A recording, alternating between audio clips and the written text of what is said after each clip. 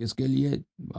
Popularity کے لیے، views لینے کے لیے، کلکس لینے کے لیے، اور نہ یہ کہ حق بات بتانے کے لیے، کیونکہ حق بات جب بتائیں گے تو ان کو کہنا پڑے گا لا الہ الا اللہ محمد رسول اللہ علی ولی اللہ۔ جب انسان عاقل انسان حق بات کہنے کی کوشش کرتا ہے تو اس کے سوائے اس کے سامنے کوئی چارہ ہی نہیں رہتا کلمہ پڑھنے کے علاوہ، تسلیم ہونے کے علاوہ۔ اچھا، موضوع سے دور نہ جائیں میرے محترم ناظرین، کیا کم سن بچی سے شادی یہ اخلاق کے خلاف ہے، یہ انسانیت کے خلاف ہے، اور یہ ایک شر عمل ہے، ایک شہوت پرستی ہے جس کی اسلام نے اجازت دی ہے؟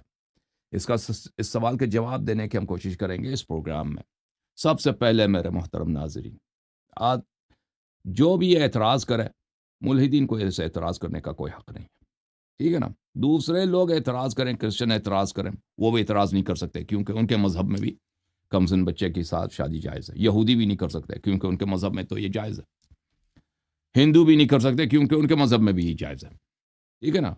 تو یہ حضرات تو یہ اعتراض نہیں کر سکتے۔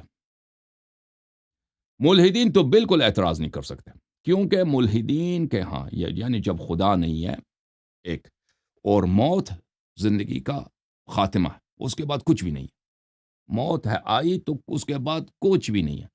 آپ کے اعمال کا حساب کتاب نہیں ہے، اپنے اعمال کا جواب آپ نہیں دیں گے موت کے بعد، تو دنیا میں جو بھی مرضی کرو، ٹھیک ہے نا؟ جب خدا بھی نہیں ہے اور آپ حادثاتی طور پہ وجود میں آئے ہیں اور آپ کی عمر ابھی گزر گئی ہے، مثلا ایک ملحد کو لے لیں، اس کی عمر ہے 40 سال یا 30 سال، اس کی اب کتنی عمر بچی ہے؟ شاید وہ 70-80 سال تک پہنچے، یا شاید اس تک بھی نہ پہنچے، شاید مزید 10 سال زندہ رہے، 15، اس کا بھی پتہ نہیں، شاید ایک ہفتہ زندہ رہے، کیونکہ موت کا تو پتہ نہیں ہوتا۔ یہ ملحدین بھی جانتے ہیں موت کا پتہ نہیں ہوتا، اور موت کے بعد اس کے بعد ختم ہے، اس کے بعد آپ کے جو بھی اعمال ہے فرق ہی نہیں کرتا۔ ایک شخص ہے، اس نے زندگی میں کوئی غیر اخلاقی کام انجام نہیں دیا، کوئی غیر اخلاقی کام، اس نے چوری نہیں کیا، اس نے شرافت سے زندگی کیا، ٹھیک ہے نا؟ اور ایک شخص جو اس طرح زندگی نہیں کیا، دونوں آخر میں دونوں کا منزل ایک ہی ہے۔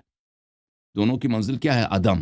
دونوں کی منزل کیا ہے کہ وہ مٹی بن جاتے ہیں، ان کا جسم پوسیدہ ہو جاتا ہے، مٹی ہو جاتے ہیں، یا اس کو جلا لیتے ہیں، وہ خاکستر بن جاتا ہے۔ تو اس کا یعنی آپ اخلاقی طور پہ زندگی گزاریں یا غیر اخلاقی طور پہ زندگی گزاریں، ان دونوں کا نتیجہ آخر میں ایک ہی ہے۔ تو ان دونوں میں فرق ہی کیا ہے؟ فرق کیا ہے؟ ٹھیک ہے نا؟ ان دونوں میں فرق کیا؟ ایک شخص اگر کہتا ہے مجھے اچھا نہیں لگتا کہ میں لوگوں کے ساتھ دغا بازی کروں، میں کسی بے گناہ کا قتل کروں، میں کسی کا مال اٹھا لوں، میں کسی کے ناموس کے ساتھ، کسی شادی شدہ عورت کے ساتھ میں غیر اخلاقی رابطے رکھوں، ریلیشن شپ رکھوں، حالانکہ وہ ہے، مثلا فرض کریں وہ ہے بے دین، وہ ملحد ہے، کہتا ہے میں ان باتوں کو نہیں مانتا، ٹھیک ہے نا؟ حالانکہ یہ سب باتیں اس نے کہاں سے سیکھی ہے؟ اس کی تربیت جو ہے مذہبی خاندان میں ہوئی ہے، یا اس کی اگر تربیت سیکولر خاندان میں بھی ہوئی، یہ تعلیمات مذہب سے، سیکولر خاندانوں میں بھی مذہب سے آئی ہے۔ اس کا اگر ریشہ آپ دیکھ لیں مذہب سے آئی ہے۔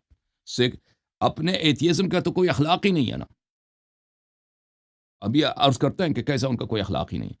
چلے اگر کوئی شخص ایتھیسٹ ہے، وہ اس کی تربیت ایسے ہوئی ہے، وہ اس طرح اس کے اندر ایک ضمیر ہے کہ وہ کہتا ہے میں برے کام انجام نہیں دوں گا، ٹھیک ہے نا؟ میں یہ کام غیر اخلاقی، میں کام انجام نہیں دوں گا۔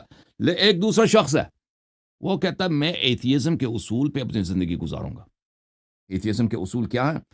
کہ کوئی خدا نہیں ہے، ہمارا بنانے والا کوئی نہیں، ہم جو ہے حادثاتی طور پر جو ہے بہت سال پہلے 2 بلین ایئرز اگو، کروڑوں سال پہلے زمین میں کچھ حادثات پیش آئے، اس کی وجہ سے کچھ کیڑے مکوڑے پیدا ہو گئے، بلکہ کیڑے مکوڑوں سے بھی چھوٹے جانور، یونی سیلولر جانور پیدا ہو گئے، وہ بعد میں